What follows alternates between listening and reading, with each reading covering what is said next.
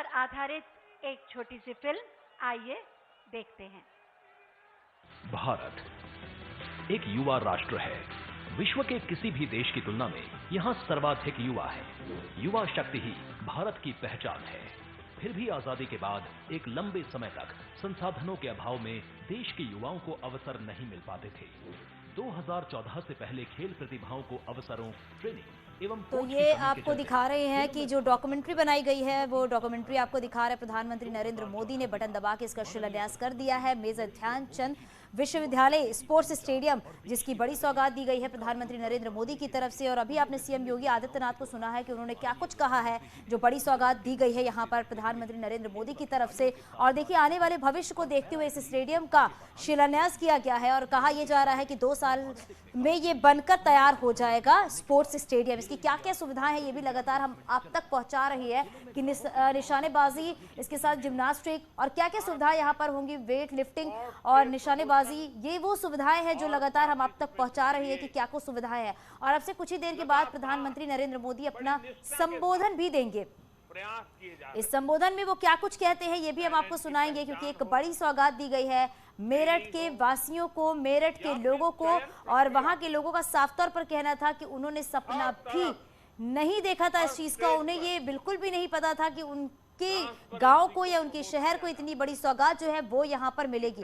यानी कि खेल के क्षेत्र में जो भी आगे बढ़ना चाहता है, पहले सुविधाओं के अभाव में वो आगे नहीं बढ़ पाता था, लेकिन अब जब इस स्पोर्ट्स स्टेडियम का शिलान्यास किया गया है, जो कि कुछ साल में ये बनकर तैयार हो जाएगा, तो आप सोचिए जो खेल के क्षेत्र में आगे बढ़ना चाहते हैं उनके लिए एक सुनहरा मौका भी होगा, एक सुनहरा अवसर भी उनके लिए होगा। और आगे भविष्य के लिए उनको देखते हुए, उनको सोचते हुए इस स्टेडियम का शिलान्यास किया गया है, जो कि प्रधानमंत्री नरेंद्र मोदी की तरफ से बड़ी सौगात दी गई है। और इस सौगात से कह सकते हैं वाकई जो मेरठ के वासी हैं वो बहुत खुश है, वो बहुत उत्साहित नजर आ रहे हैं। और कहा जा सकता है कि विकास की बयार जो है वो हर तरफ देखने को मिल रही है। और इससे पहले आपको बता दें कि जब सीएम योगी आदित्यनाथ मंच पर बोल रहे थे, उससे पहले प्रधानमंत्री नरेंद्र मोदी ने जो 32 खिलाड़ी हैं जिन्होंने यूपी का नाम जो है वो देश दुनिया में रोशन किए हैं, उनसे भी सीधा उन्होंने संवाद किया है। और आज इस रैली में 16,000 ऐसे खिलाड़ी हैं जो पीएम की रैली में शामिल हैं। दूर दूर से लोग जो है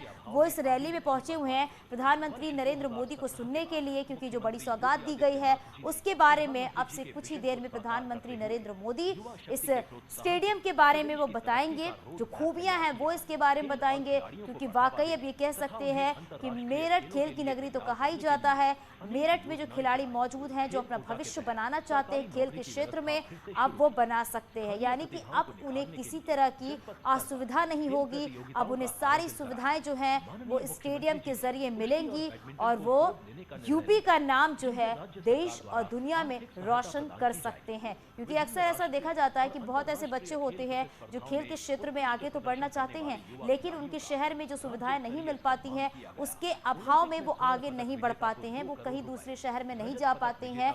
और अब इन्हीं सबको देखते हुए जो ऐसे खिलाड़ी हैं जो अपना भविष्य जो है वो इस क्षेत्र में बनाना चाहते हैं, उनके लिए कह सकते हैं कि एक बहुत अच्छा अवसर जो है वो यहाँ पर नजर आ रहा है। और इसके साथ ही साथ ये भी है कि अब वो अपना भविष्य बना सकते हैं खेल के क्षेत्र में।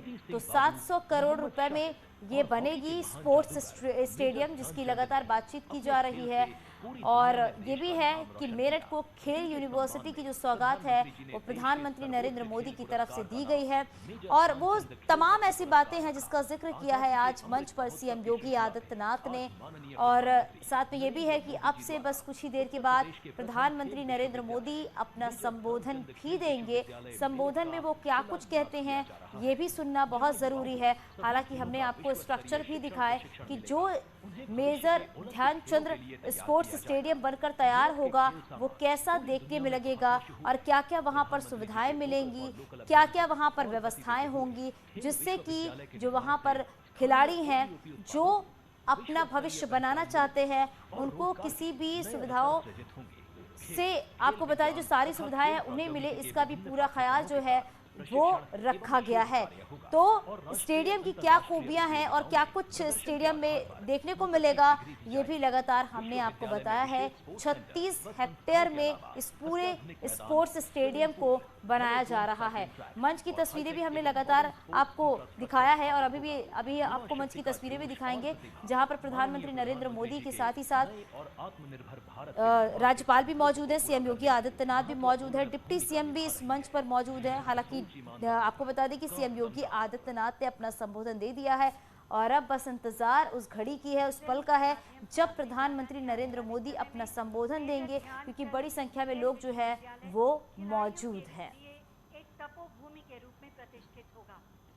खेलें भी खिलें भी, खेलो इंडिया मिशन के माध्यम से ये मंत्र माननीय प्रधानमंत्री जी ने हमें दिया है और इसी का परिणाम है कि आज भारत की युवा शक्ति खेलों के माध्यम से देश के गौरव को बढ़ाने में अग्रसर है। मैं बहुत ही आदर के साथ माननीय प्रधानमंत्री जी से अनुरोध करूंगी कि आज के इस अवसर पर अपने आशीर्वचनों से हमारा मार्गदर्शन करें।